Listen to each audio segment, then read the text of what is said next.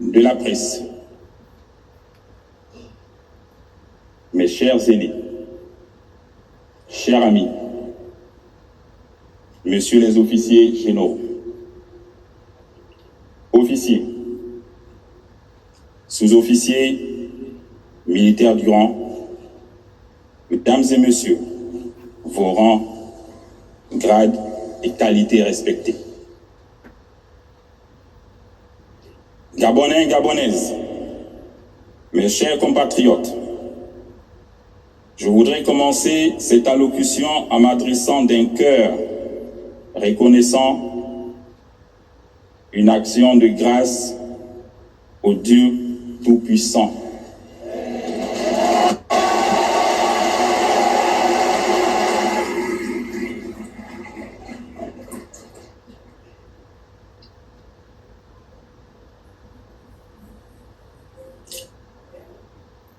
C'est grâce à ces bontés sans cesse renouvelées que notre pays, le Gabon, que nous pouvons fièrement nous tenir ici ce matin, dans cet hémicycle du palais de rénovation du bord de mer.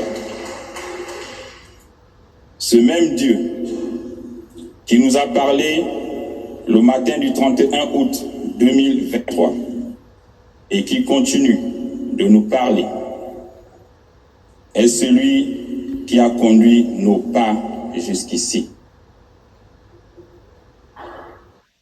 Permettez-moi de rappeler à votre souvenir les paroles prononcées par Feu Omar Bongo Ondimba dans cette salle au terme de 42 ans de règne après Feu Léomba, premier président du Gabon.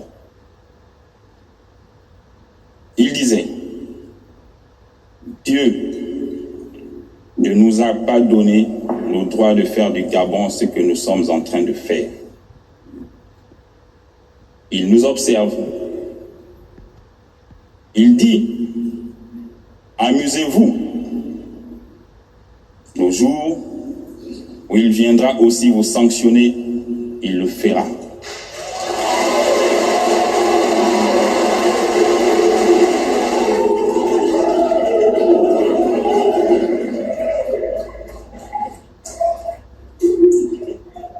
Cette phrase remplie de sagesse était en réalité la voix de Dieu qui a fini par accomplir sa volonté pour le peuple gabonais aujourd'hui.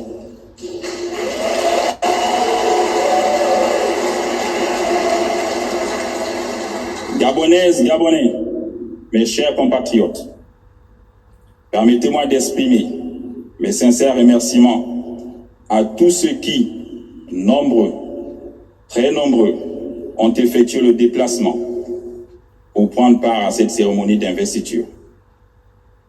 J'ai une pensée particulière pour tous les Gabonais de la diaspora qui suivent cette cérémonie de là où ils sont.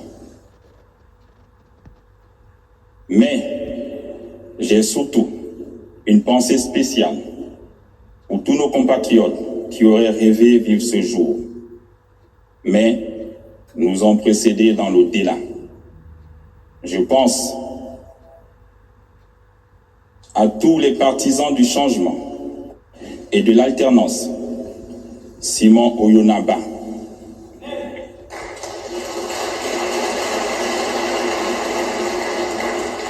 Martine Oulabou,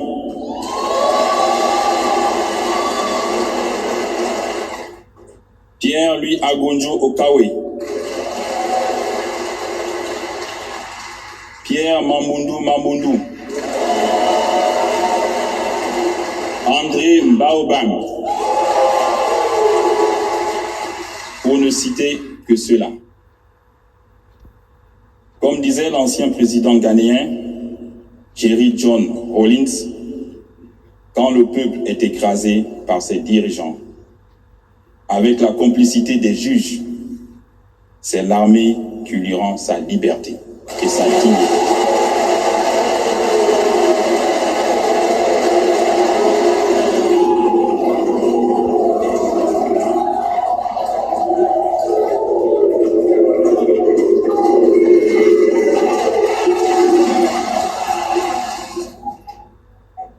C'est fort de cet esprit que le 30 août 2023, telle une météorite dans la nuit noire, les forces de défense et de sécurité de notre pays ont pris leurs responsabilités en refusant le coup d'État électoral qui venait d'être prononcé par le Centre gabonais des élections à la suite d'un processus électoral outrageusement biaisé.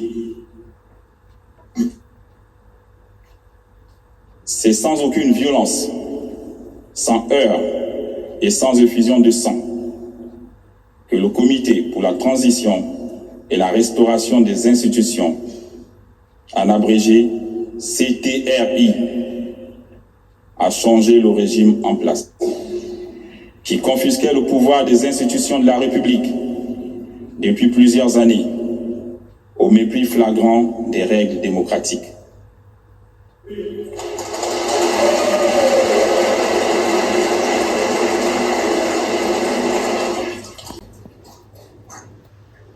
Cette action patriotique inédite restera sans doute un cas école dans les annales de notre histoire.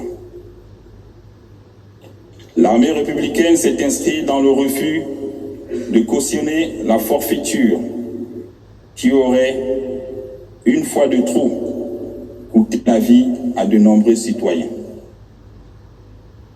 Le peuple gabonais demande tout simplement ses droits, que ces droits soient garantis à travers des institutions fonctionnelles.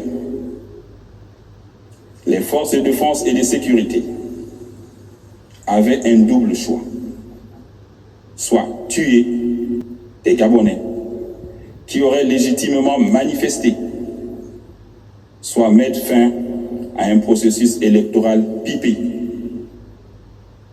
dont les conditions du déroulement ne permettaient d'ailleurs pas l'expression d'une démocratie. C'est en toute liberté et responsabilité que nous avons dit non. Plus jamais ça dans notre beau pays, le Gabon.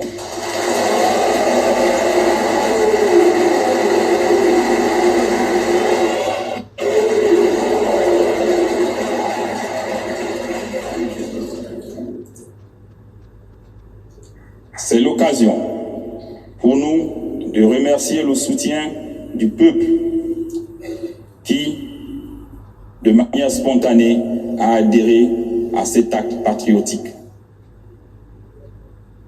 Notre étonnement est grand lorsqu'on entend certaines institutions internationales condamner l'acte posé par des soldats qui n'ont fait que respecter leur serment sous le drapeau, sauver la patrie au péril de leur vie.